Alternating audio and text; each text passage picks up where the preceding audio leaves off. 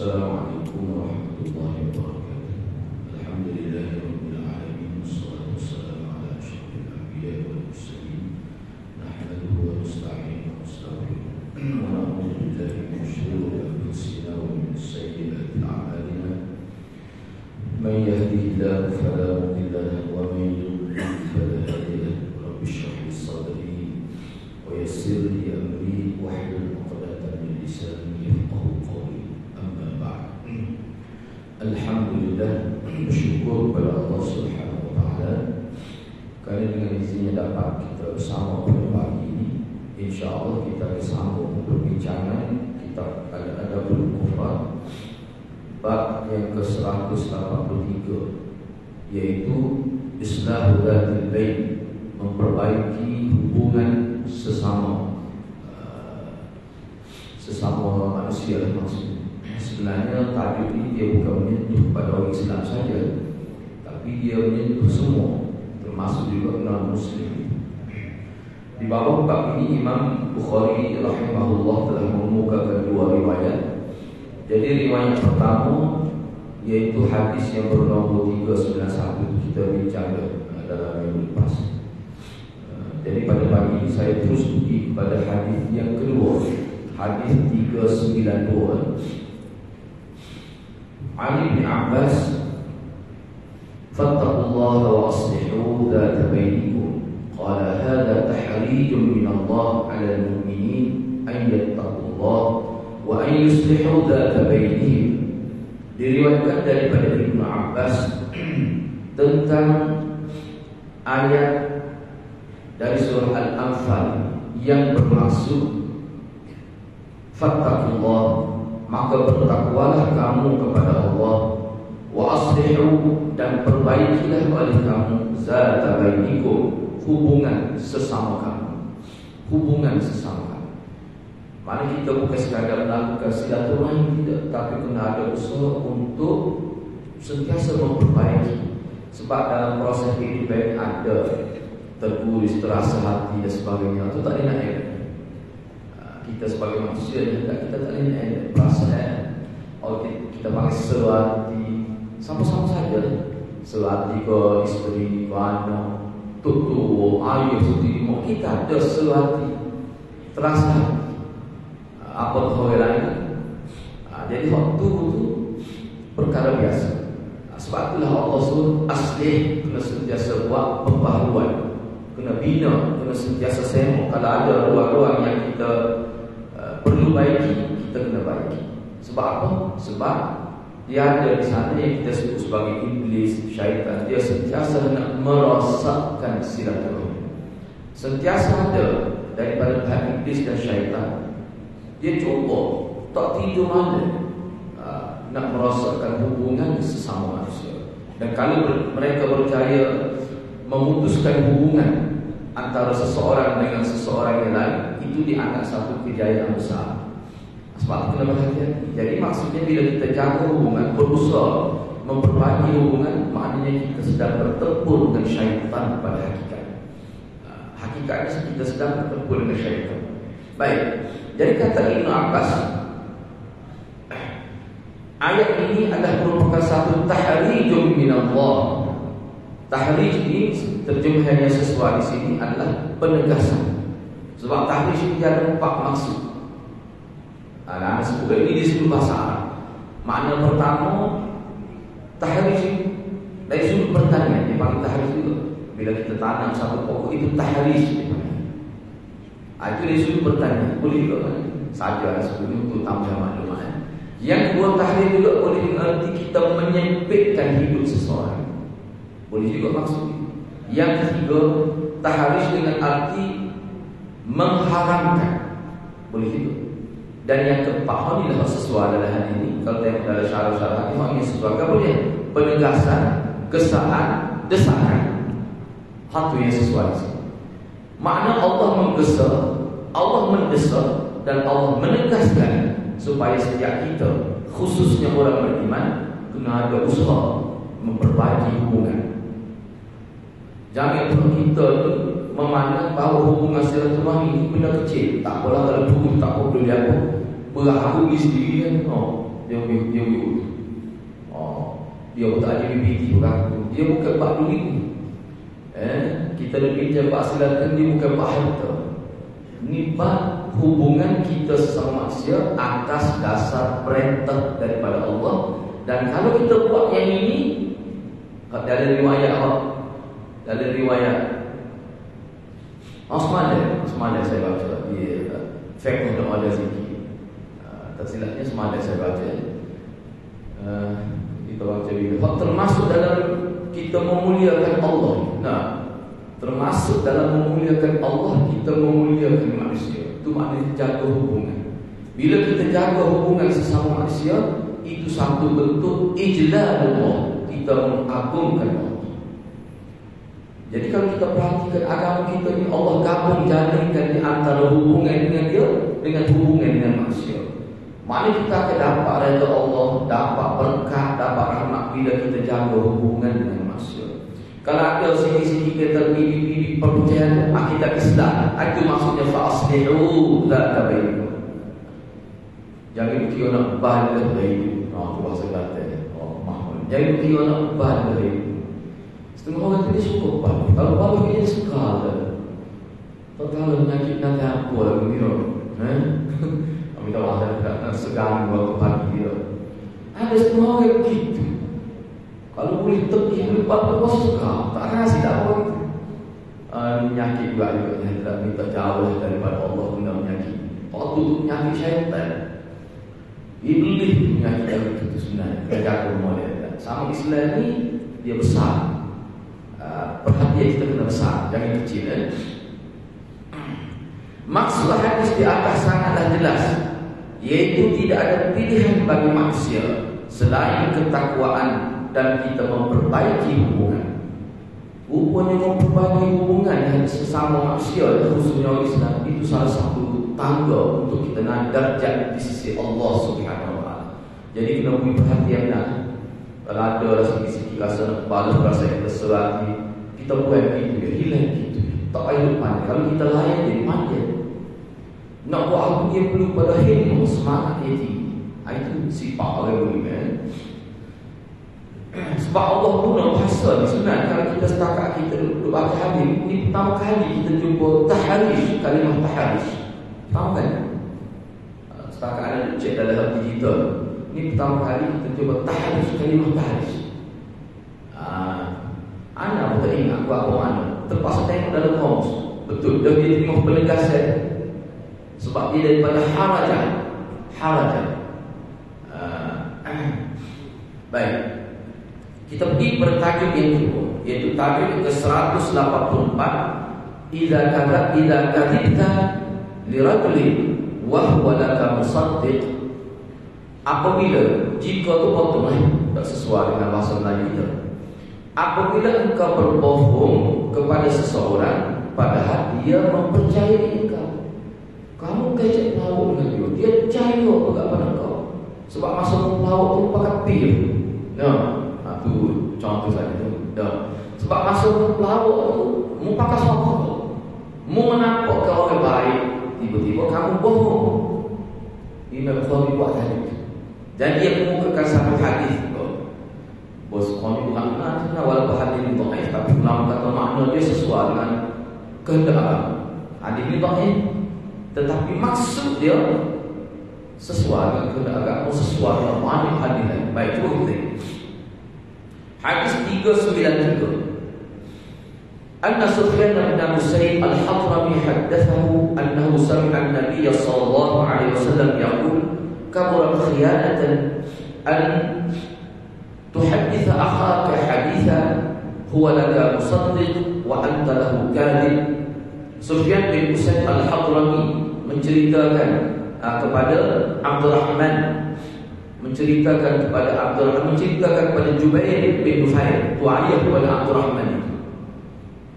Jadi Sufyan bin Musayyib cerita kepada Jubair bin Nufail. Jubair bin Nufail ini ayah Abdurrahman. Apa kata Sufyan bin Musayyib?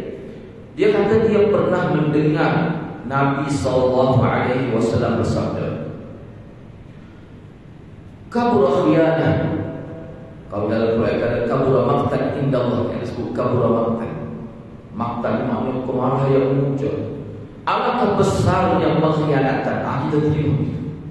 Alangkah besarnya pengkhianatan jika engkau berbicara kepada saudaramu tentang sesuatu perkara yang mana saudara engkau itu sangat engkau mempercayainya, tiba-tiba engkau berbohong kepada dia.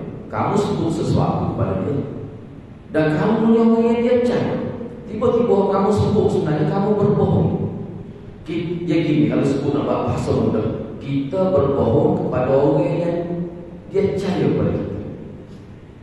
Dia mikir dia percaya benar. Kita bohong kepada dia. Tak ada khianat lebih besar daripada.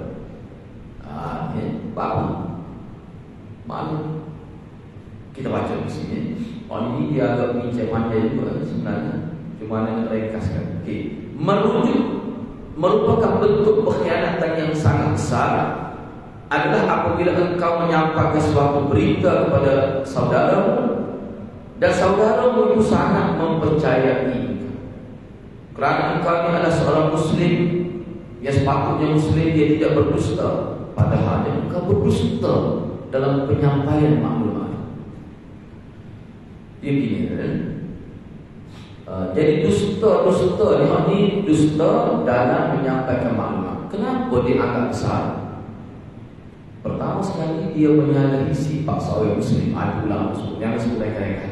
Kenapa dusta ini? Pertama sekali, mula sekali, kerana dusta itu dia bukan sifat orang yang beriman. Yang kedua, dusta dia agak besar. Sebab apa? Sebab dusta, maksud menyampaikan maklumat yang dusta yang disampaikan kepada orang yang kamu percaya, maka di situ dia ada maksud kita telah menipu. Khianat itu jadi makna menipu. Allah langsung makna dia telah menipu seorang yang beriman. Sebab ini kalau kita sebut khianat, kita mungkin kita tak terasa itu satu penipuan. Dia menipu sebenarnya. Khianat bermakna ghash. Khianat sini dengan makna menipu. Dia telah menipu. Itu yang kedua. Yang ketiga, bila dia telah menipu maklumat, dia telah menipu seorang Muslim dengan maklumat bohong, maknanya dia telah merosakkan pemikiran orang itu. Sebab apa dia telah? Semua, kalau kita baca buku falsafah Islam, semua ahli falsafah Islam kata manusia dia berfikir dengan maklumat. Kalau orang kita lah apa maksud berfikir? Akal kita ni berfikir apa? Maksud berfikir apa? Berfikir itu maknanya akal bekerja memproses maklumat. Maksud akal berfikir di mana akal bekerja dengan cara memproses maklumat. Tiba-tiba maklumat itu salah. Maklumat itu tak betul. Bila kamu bekalkan maklumat yang salah, maka dia akan merosakkan keputusan yang dibuat oleh seseorang. Nak jadi betul dalam mana keputusan itu bila maklumat kamu itu tak betul. Sebab itu hati-hati dalam agama Islam kita, maklumat mesti betul. Kalau kita tidak boleh yakin betul, jangan sebar, jangan viral, jangan kita kata kita viral dalam masyarakat, tak boleh sebar. Sebab orang yang hadapan kita ni bukan semuanya cerita, bukan semuanya ada sikap ikhtiar berhati-hati. Setengah orang itu bila maklumat itu keluar, khususnya daripada orang yang dia percaya, dia akan terima semua. Setengah orang tidak, setengah orang cerita maklumat daripada siapa pun dia fikir itu betul kan? Sebab itu kalau kita terima maklumat cek dia kan? Kadang-kadang orang yang percaya kata itu kan, anak tahu tak lain. Tapi bukan semua orang gitu. Tahu-tahu kalau ustaz pakai surat besar misalnya kata, waktu dia kenapa kita cari, kita akan terima semua dia. Apa dia? Sebab kadang-kadang orang yang tipu dia bina karakter. Orang yang tipu dia akan bina peribadi dia. Itu ada bahaya. Bahaya kita kenapa banyak masalah. Banyak kalau pendustaan maklumat itu berlaku dalam skala besar. Saya dalam internet, mana setiap orang yang boleh bahasa Melayu dia akan baca maklumat. Tak berapa orang yang ada sikap berhati-hati menerima maklumat. Bukan semua ni. Aku sekali orang saya bawa siapa maklumat itu. Saja nak sebut contoh mudah semasa anda berada di Selangor, Sabang, dalam bulan itu saja 2 kali almarhum Tutu Sisat Lantai mati. 2 kali mati dalam bulan itu. Lepas saya bangun rumah, kita kata ya Allah. Lepas kita tarik hanya kata dok mengajar lagi. Orang kita ni ikut kadang-kadang sebab banyak kadang-kadang kita tengok saya bawa rupanya maklumat ni 5 tahun lepas maklumat tak tengok. Benda gitu, maknanya bukan semua kan dia akan buat persen maklumat. Sebab itulah Nabi kata kafa bil mar'i kaliba. Sudah boleh kita kata seorang itu berdusta bila dia sebar maklumat tanpa buat pengesahan maklumat itu betul. Boleh kita kata orang itu menipu. Mungkin tidak sampai perkara penipu besar, tapi nak kata sebagai penipu sudah boleh. Tak salah dah. Tidak salah. Tidak dikira kita menuduh seseorang. Kalau orang itu setiap maklumat disebar tanpa buat pengesahan, kita kata penipu, tak salah. Tidak berdosa. Apa? Sebab sikap dia tu. Sikap dia tu. Baik, jadi kena berhati-hati. Kena berhati-hati. Lepas tu kalau kita baca ayat Quran, kita akan jumpa orang misalnya Allah la yuhibbul khain. Allah tak suka orang yang khianat. Orang yang khianat Allah tak suka. Bila kata Allah tak suka, apa maksud? Maksudnya dia akan mendapat murka Allah. Seperti ini, dia akan dapat murka daripada Allah. Baik, seterusnya kita pergi pada bab yang ke-185.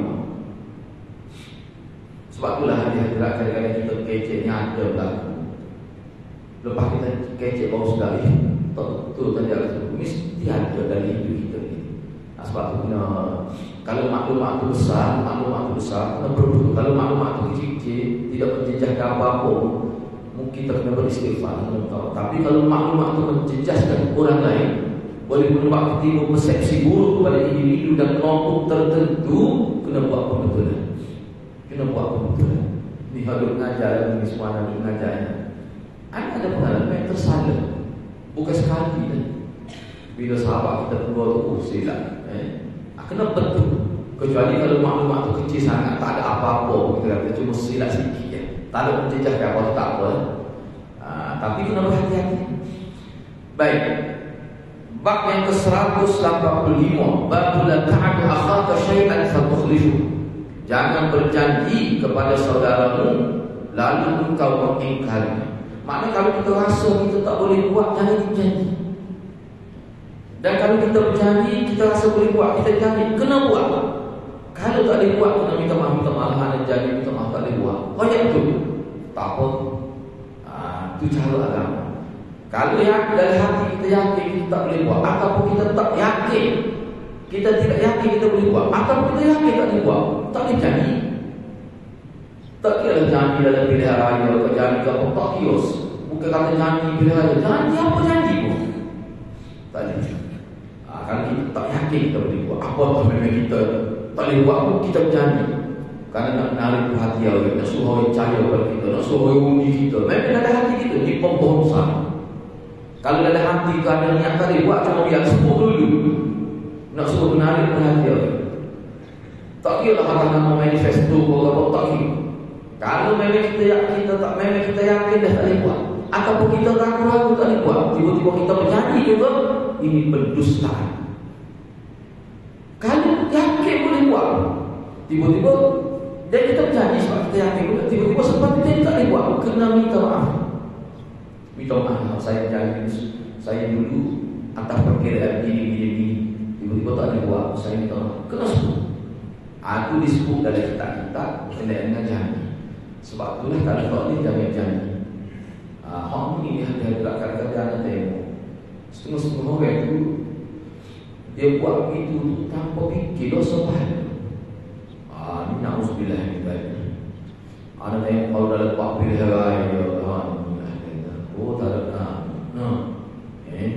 tak ada ni na'udzubillah. Dia ingat tidak dosa bahagian tu. Kita berdusta pada seorang, kamu berdusta pada seorang.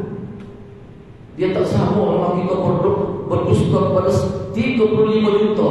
Dia tak sama. Sampai kita berdusta kepada seseorang, Ini berdusta pada satu umat. Na'udzubillah min dzalik. Patut tak minta maaf dulu. Ini kena berhati-hati. Sebab tu yang disebut di dalam konteks umum, tak kira apa sahaja. Sebab gini, kalau dulu, kalau kita baca dalam sejarah, orang yang mereka hadis ni, salah satu niat dia tu apa? Nak supaya orang rajin beribadah, nak supaya orang itu takut pada neraka, nak supaya orang jangan tinggalkan amal ibadah. Maka hadis tu untuk mereka. Hadis palsu dengan niat tu, molek niat. Misalnya, dia rekod tentang ni, apa dia kita kata, ancaman orang yang meninggalkan solat. Kayak dulu saya baru siapa dia tinggal semaya zuhur, siapa orang tinggal ke semaya asar, seperti dosa dia seperti berzina dengan ibu sendiri. Mampu sangat pelarut. Kalau orang ingat hadis tahun lalu tu hadis itu palsu. Sebab ulama kita kumpul hadis-hadis yang Nabi sebut tentang orang tinggal semaya, kumpul lengkap. Tak ada. Bukan dengan semaya tahu. Sampai 30 juz, 30 hari lengkap. Hari pertama tinggal begini. Sampai setengah hari yang ke-17, malam ke-17 kata semaya tarawih. Kalau suki semaya tarawih boleh pada ke? Boleh pada Nabi dan Rasul. Oh, tu dia. Boleh pada Nabi dan Rasul besar. Itu bagai kado. Yang nak banyak kamu lupa masuk dalam tenaga kita. Ya, terus saya marah tu. Lepas tu mama awak beri akhirnya hilang tak ada. Orang cuma turun pula awak hadis kita turun. Kelebih turun.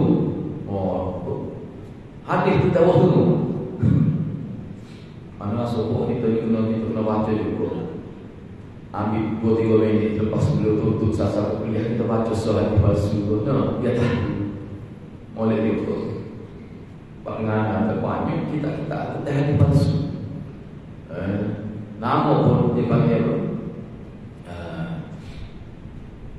Al-Mawdu'an. Hadis-hadis mawdu' itu usul kita baca solat dan kita 2 hadis seminggu. 2 hadis pada dia nak tahu, bukan nak amal. Nak tahu apa dia palsu. Kayu rokan tak ada. Maknanya palsu ni hak latest. Ni hak palsu hak baru. Kayu rokan tak ada dalam kita. Kalau dulu tak mungkin nak palsu. Kelebihan kayu rokan. Itu lah. Jadi beratnya ni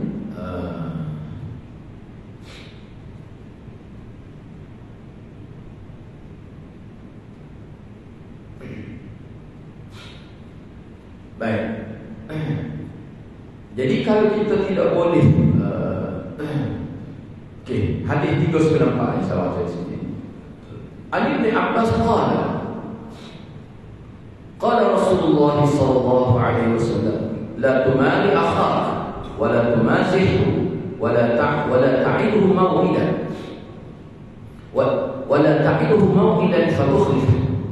Daripada Ibnu Abbas dia kata Rasulullah SAW bersabda, jangan engkau berdebat. Kan ada setengah orang suka berdebat. Suka mana berdebat? Dia tahu dah kawan ni bukan erti pun. Dia berdebat juga. Dia tahu dah kawan ni tak erti pun. Kalau berdebat nampaklah dia punya kebodohan dia. Tak ada kita kenal, tak kenal kita berdebat. Kalau kita nak berdebat, kita suruh cari orang yang lain, yang mana kita boleh ilmu dalam perdebatan. Ini sahaja nak berdebat. Dia kata pagi dia suka-suka jadi kehakir, suka berdebat, duduk rakam, tengok kat sama dia kita berdebat. Boleh ilmu kalau kita berdebat dengan orang yang tak tahu. Kadang-kadang dia jadi risiko, dia ada risiko besar. Orang itu jadi sesat kalau itu kita berdebat. Kawan itu tak jadi kenangan. Bila berdebat kita tak boleh. Nabi tak pernah. Kita nak berdebat, nak diskusi, nak berwacana dengan orang yang ada ilmu, baru kita boleh pada, baru kita boleh ilmu. Nabi tak pernah. Apa pun sampai dalam hari Nabi kata kalau berdebat dengan orang yang jahil, kadang-kadang jadi kafir dia gitu. Misalnya bila kita sebut ngapa bila kadang-kadang ada manusia. Sebab apa? Sebab dia orang setengah orang kita nak baiki dia dengan tahap lain, dengan pendekatan yang berbeza. Setengah orang tak boleh guna pendekatan depan nak baiki dia. Sebab tu Nabi tak pernah. Sebab kita tak boleh ni wahai ni Gini-gini, dia kata boleh saya. Jadi kan kita berdebat, kita kata neraka ni, neraka. Sebab tu kena tengok putih mata. Kalau dia kata kena tengok putih mata, bahaya, jangan mudah-mudahan Nabi tahu. Padahal dalam Quran ada sebut wajadilhum billati ahsan. Kamu berdebat tapi dengan cara yang ihsan. Bagaimana cara ihsan? Cara ihsan dia maksud ihsan salah satunya siapa yang kita nak berdebat. Kalau kita berdebat dengan orang yang tidak layak, dia jadi sesat di perdebatan. Itu bukan ihsan. Itu idrar. Kita telah merosakkan dia. Jadi kena ingatlah. Yang kedua, jangan kamu mempermainkan saudara engkau. Akan nama gua aja.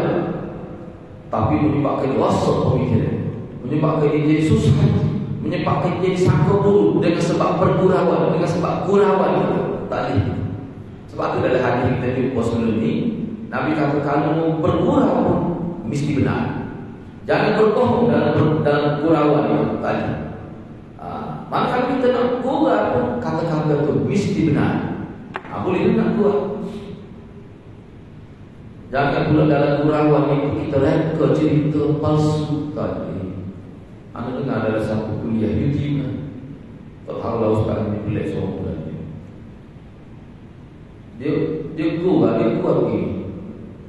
Dia kata orang yang babah kadang-kadang boleh pahala lebih besar daripada orang yang mengajar. Dia banyak cerita. Sebab orang yang babah dia tak dia bawa ke tengah dulu, orang yang bawa tak dia tidur. Semua itu istighfar sampai ke destinasi. Tapi orang yang mengajar, bila mengajar lama dia tidur. Tak bisa kata dia sebut gitu. Sebab tak nabi kalau mengajar. Nak kau berat lagi sebab kata bila sampai di hari akhirat, bila proses pembahagian pahala, dia berubah lebih besar pahala daripada orang yang mengajar. Jadi orang yang mengajar komplain, saya mengajar hadis, saya mengajar Quran, mana pahala saya? Tiba-tiba dia bapak tu pahala lebih besar. Dia berkuliahkan ke malaikat jawab, sebab masa mengajar orang tidur. Kamu tak semak dalam masa kamu tidak semak cawangan, tidak menarik. Kamu gagal memberikan kesedaran agama dalam semasa kamu mengajar. Tetapi orang dia bapak ni, orang berzikir daripada awal sampai akhir, sebab dia bawa pelajaran saja. Tepat kona kalau kalau sedih pelajaran, tepat kona kan orang dia astagfirullah Allah berzikir semua. Jadi pahala dia lebih besar. Dia ustaz tak boleh ni. Pahala ustaz dia guna nama malaikat, dia guna hari akhirat, dia kerana dia nak berdoa hari ini tak ni. Orang tahu hijau dah tu. Pakai baik tidak dikena melalui nas kita buat kita orang syukur tadi. Anak akan tengok ustaz ni. Apa lah betul. Tadi kita nak jadi kita reka cerita benda tentang perkara baik agama. Malaikat ni rukun, malaikat ni rukun iman. Hari akhirat ni rukun iman. Kita buat main-main cerita. Tak ada dah. Musuh ni. Waktu maksudnya dia kau syukur. Kalau dia ayat tu dengan cara lucu lah. Nak tak kerti ayat cara dia. Bila doa itu lucu. Mengajar apa tu? Mengajar agama tak ada gitu. Lucu kena benar lagi. Nabi kata. Jadi kita nak lucu, kita reka kita mesti berkait dengan rukun iman malaikat. Padahal kalau kita tengok dalam kitab tentang malaikat, kita tak boleh sebut tentang malaikat kecuali sekali yang ada dalam misalnya. Sebab Nabi sebut malaikat yang ada sayap. Kita tak boleh kata malaikat ada paruh. Kita tak boleh. Dengan kata sayap tidak ada paruh. Jawab sayap kan Nabi sebut paruh, kita sebut tak boleh sebut. Anda pernah tengok buruk Melayu. Kalau Nabi pergi Selat Merah kan, naik buruk. Anda pernah tengok beberapa burung dia ada buat sering gambar dia letak di buruk macam kuda putih ada sayap. Sampai dalam hadis mana ada sebut buruk ada sayap? Allah mengaruh semua apa lah. Sedangkan buruk-buruk ni sebut dalam hadis buruk-buruk ni sebenarnya yang sangat buruk daripada bangka yang berhukum bangkan Barqan mana kilat. No'anya cepatnya kenderaan itu bagaikan kilat. Itu nama sebut. Tiba-tiba dia nampak nama saya. Dia tulis itu buruk. Dalam gambar, orang pun di dulu masa kecil, orang pun di buruk. Ada saya. Kalau semuanya, bahaya orang lain itu. Dia ni mana bahaya. Enggak ada ni pula dia kena nyakit mimpi wang. Oh, kena nyakit tu pula kan. Gitu kan. Wala ta'iduhu mau'idan fatukhlif. Wa fatukhlif. Jangan kamu berjanji kepada saudara kamu dengan janji, baru kamu mungkir janji itu. Gitu kan.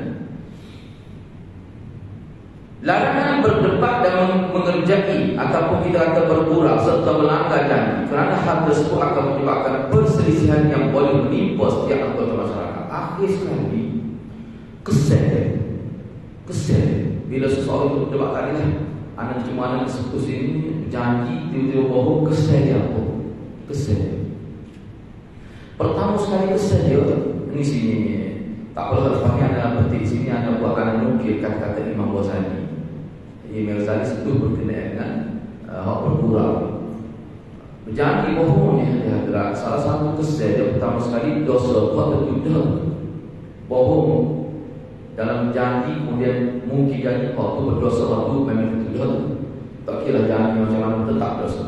Hak yang kedua ni, kesel yang kedua ni, bila seorang itu berjanji, setelah seorang itu dia pulang, dia pemimpin masyarakat, orang ada dulu kira cakap, bila dia menipu berkali-kali, berterusan menipu tanpa bertaubat, kesal yang paling besar, dia akan merosakkan pemikiran masyarakat. Sebab bila kata dusta-dusta ini perkara yang dianggap sebagai penyakit. Dalam agama kita dusta ini ada penyakit. Jadi bila maklumat itu dusta, sentiasa diberi maklumat dusta, dia merosakkan pemikiran masyarakat. Itu yang ketiga. Yang keempat, dusta yang berdosa ni dalam kaum seorang selesai, dia akan menghilangkan keberkatan. Wah, mau dusta. Gak lebih parah lagi hadirat, dianggap berdusta itu sebagai tanda seorang itu cerdik. Siapa orang tak? Ini biasanya kita ahlan semua. Nyawa politik, hijau politik, dusta sebab berkata, buat dia memang dusta dalam secara besar-besaran. Buat stage dengan dusta. Selalu pula cakap sedangkan dalam agama kita sesuatu tak jelas dari sebut dia. Kadang-kadang benda tak ada dia buat, benda tak jelas pun dia buat. Tak tahu sama dengan dosa yang dia akan. Tak kira siapa, tak kira sebab kena berhati-hati sana. Sebab apa? Yang mendorong orang politik yang berdusta adalah kerana nak dapat undi, nak dapat pengaruh supaya orang percaya dalam masa yang sama, supaya lawan dia dalam pilihan itu orang tak undi. Jadi itu yang mendorong dia. Ini yang ada. Sebenarnya pemikiran ini, kalau kita nak sebut, inilah pemikiran pengasas Syiah Abdullah bin Sabah. Kalau kita baca dalam kitab pengasas Syiah Abdullah bin Sabah, itulah cara dia. Cara mana? Dia reka maklumat-maklumat palsu untuk mengangkat satu pihak, yang keluarga Rasulullah. Dan dia reka maklumat palsu untuk menjatuhkan satu pihak, yang sahabat-sahabat yang bukan daripada keluarga Rasulullah. Perkara itu berlaku serentak. Perkara itu digunakan modus operandi itu digunakan oleh Syiah, dan dia berjaya menarik perhatian sesetengah masyarakat. Jangan buat itu. Jadi kalau kita sebut hawa, nak sebut orang yang korak, kena pasti dulu maklumat betul tidak. Kena pasti. Kadang-kadang kalau kita hanya report, ada maklumat tak report, apa? Tak report kepada SPNM tak juga. Jadi awak sebut tak terasa dulu. Lepas tu habis bila hari senyap itu. Masuk kuliah hari apa? Ada kepentingan negara misalnya. Saya tengok bahaya sistem. Dia mendidik manusia itu. Sehingga ada seorang sahabat saya, dia belajar hadis, ambil fikih hadis. Lepas tu dia masuk universiti, dia ambil bahagian sains politik. Dia cerita pada saya, dia masih ada lagi. Lepas tu dia jadi setiausaha politik pada seorang ahli politik yang bertaraf menteri. Dia setahun lebih, berapa tahun, 2-3 tahun, dia berkuasa politik. Apa dia berhenti? Dia sebut pada sendiri.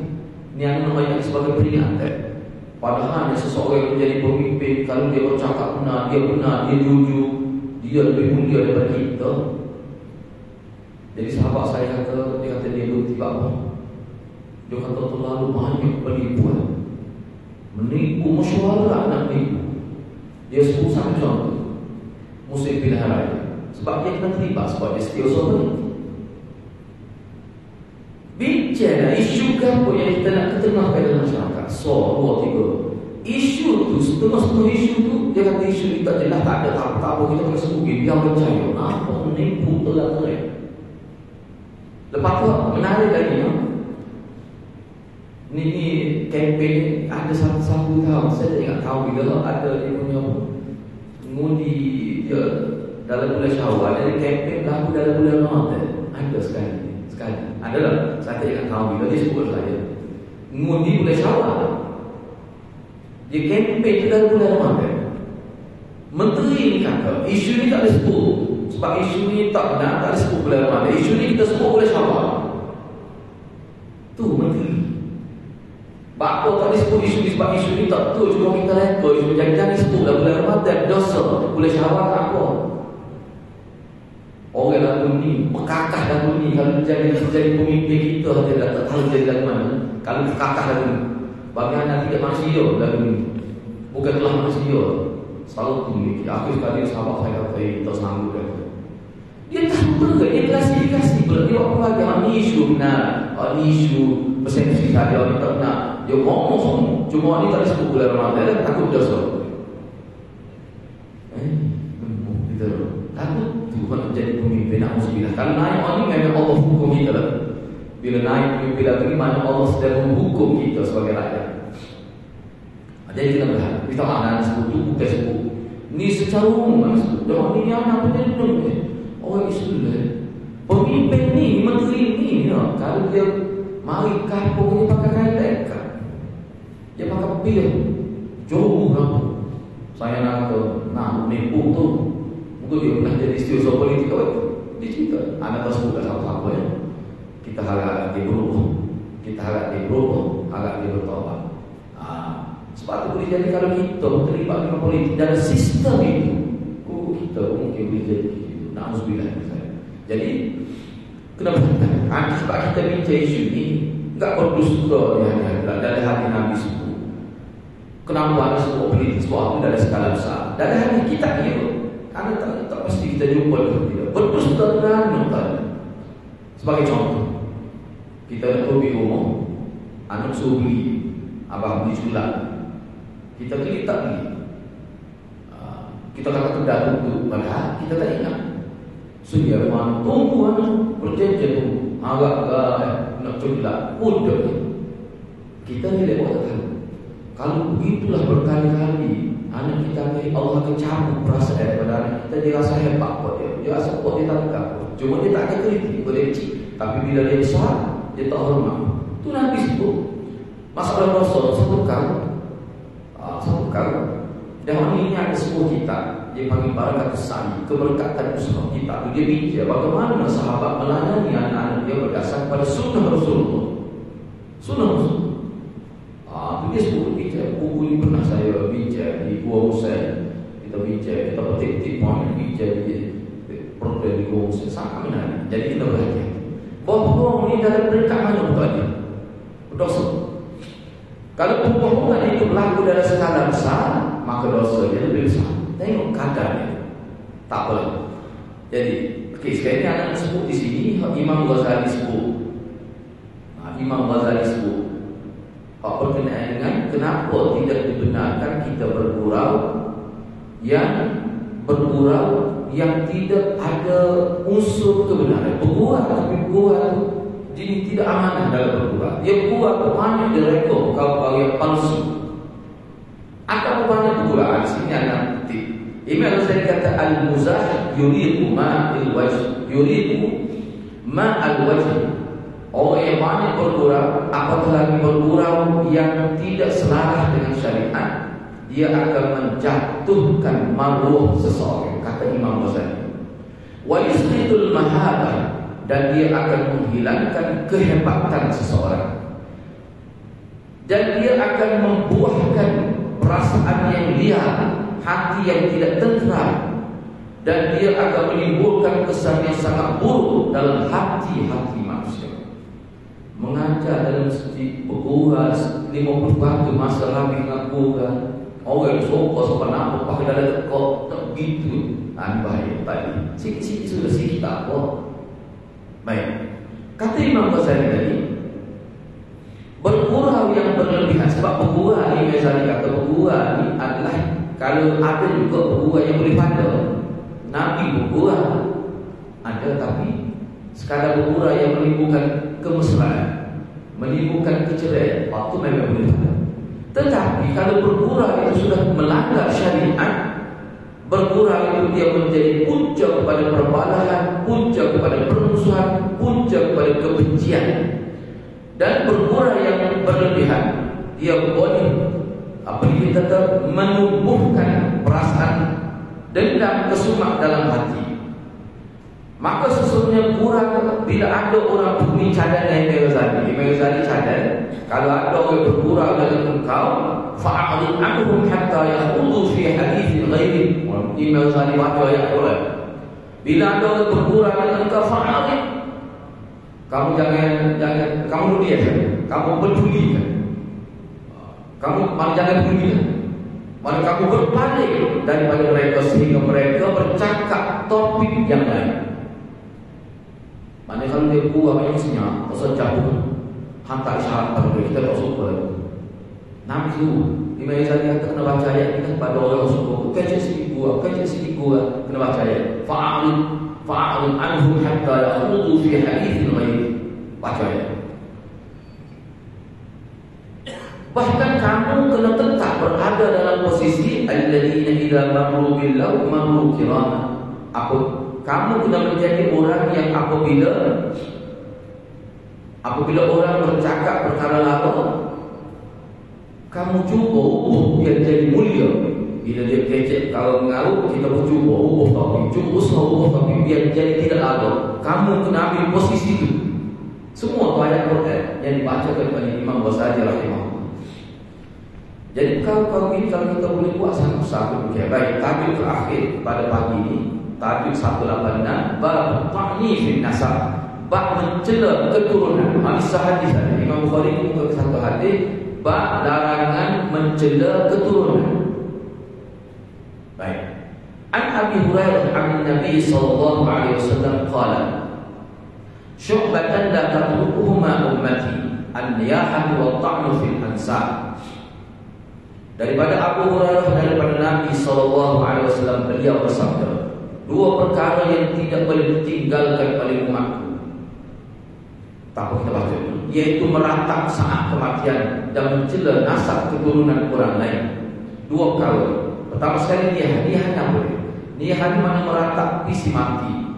Apa maksud meratap? Mana merau-rau bila berlaku kematian, sebut perkataan-perkataan yang seolah-olah macam tak diterima tentang kematian, ataupun menangis bertempik. Kita kata rambut, soya baju, tepuk dada, tak ada adalah orang yang menjadi punca pada kehidupan kita. Siapa dalam zaman kita bertepuk dada, ada niat jahiliah. Sekadar jengik menangis itu tak apa. Ni maknanya masih tetap akan berlaku pada umat. Waktu masuk tak ditinggal. Padahal boleh ditinggal. Kalau ditinggal mana? Maknanya perkara ini bila Nabi sebut umat aku akan berlaku semua, maknanya tidak beri perhatian. Yang kedua, tak sesuai dengan tajuk ni, watta'nu fil ansab, dan seseorang yang mencerca keturunan orang lain. Apa maksud watta'nu fil ansab? Menyebut-nyebut keaiban keturunan orang lain. Wahai dia tutup dulu tu berat benar, haram dah susah kan. Untuk dia di pelawai dia tu, misalnya untuk dia mati apa tak dia. Dalam agama Islam kita pantai tadi. Biarlah betul dia jahat tadi sebut dia mati. Kalau Nabi suruh buat dia doa kebaikan dan keampunan. Mudah-mudahan Allah memberi keampunan kepada dia. Tu agama kita ajar kita. Tadi tak kira siapa. Orang walaupun kita benci setawanan pada orang tadi. Kita benci nak orang, tetap tadi kita kutuk keturunan. Bahkan ada hadis lain, Bila kamu kutuk keturunan dia kutuk keturunan kamu, maka perbuatan kamu seperti kutuk ibu bapa kamu sendiri, seperti kamu kutuk keturunan kamu sendiri. Kena ingat, bahawa kena berhati-hati nak marah pun ada hak. Jangan sampai mereka kita melanggar peraturan agama. Jadi larangan yang amat berat adalah hal mencela nasab dan keturunan dan juga meratapi kematian. Dua hal di atas, iaitu mencela nasab keturunan orang lain dan meratapi kematian, adalah merupakan perbuatan orang kafir, dan ini termasuk dalam perbuatan jahiliyah. Baik, anda sebut poin yang terakhir. Kenapa? Ni orang panggil tadabbur hadis. Ni orang panggil tadabbur hadis. Bukan tadabbur Quran, hadis pun ada tadabbur. Baik. Sekarang kita nak tadabbur hadis. Kenapa Nabi larang mencela nasab? Kenapa? Ulama kata dua perkara akan berlaku. Pertama sekali, dia akan menyebabkan perkelahian.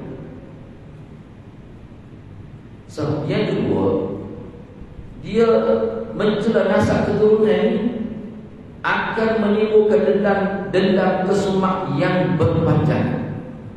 Bila benda ni memang kita tahu kita baik. Kita balas mau kita kata dia boleh kan, tapi kalau kutuk ayah dia ingat sama mati. Pesi manusia ni kutuk mak dia, kutuk keturunan, orang yang pakai ingat sama mati. Walaupun baik nampak baik, tapi dia ingat sama mati. Hak tu lambat. Sebab Nabi kata, kalau kita balas tu, kita kutuk dia sudah, tidak besar. Tapi kalau kutuk mak dia, kutuk ayah dia, dia jadi besar. Walaupun baik pun dia ingat kamu. Dia ingat, itu ada. Ni dari sudut mana? Dari sudut psikologi. Dari sudut psikologi. Lepas tu tadi. Baik. Jadi mengenai merata kematian, sebab apa? Sebab ini amalan jahiliyah. Sebab itu dia ni amalan jahiliyah. Aku lengkap. Walaupun panjang lagi itu Nabi sebenarnya merata ni ciri-ciri secara zahir orang itu tak diterima takdir Allah Subhanahu Wa Taala. Zaman jahiliyah itu sama, tapi sifat zahir merau-merau tertib sebab itu saya baju dulu abu-abu, kata itu tanda orang itu tak diterima takdir. Itu. Jadi insyaAllah untuk sesi akan datang kita akan bincang pula hubbur rajul qaumah. Tadi kita bincang tentang perkara-perkara yang mazmumah, perkara orang. Sekarang kita pergi pula kepada orang. Sepatut kita kena buat ni apa?